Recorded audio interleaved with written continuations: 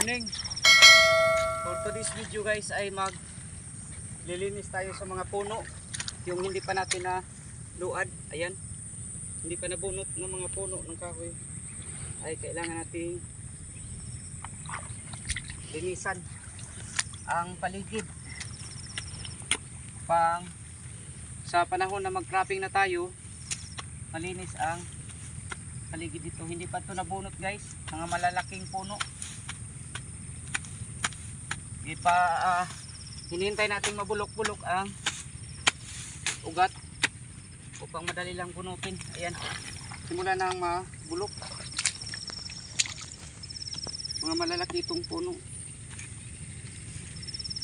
So lilinisin natin pang pag-cropping natin ay hindi ito pupugaran ng mga R80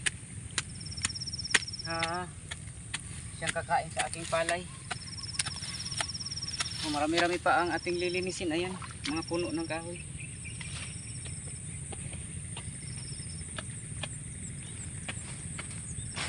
Ito yung pang-tatlong area natin, pangatlong area.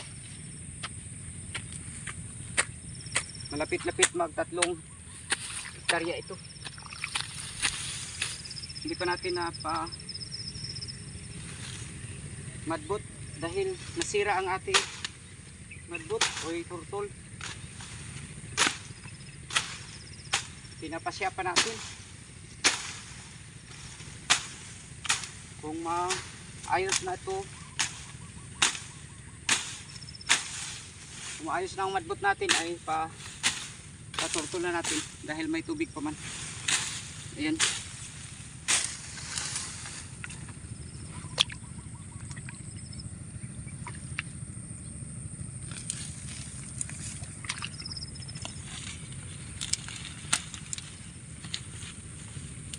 Buti nga'y hindi masyadong mainit ang panahon. Walang sinag ng araw. Malaki-laki ang ating trabaho ngayon.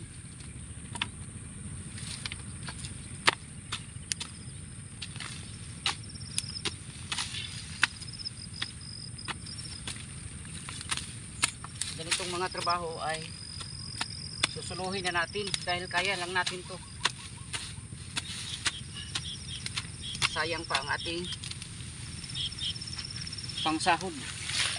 Ito, dadaanan na ito ng turtol. Malalanta yan. Kadagdag na pataba ng lupa.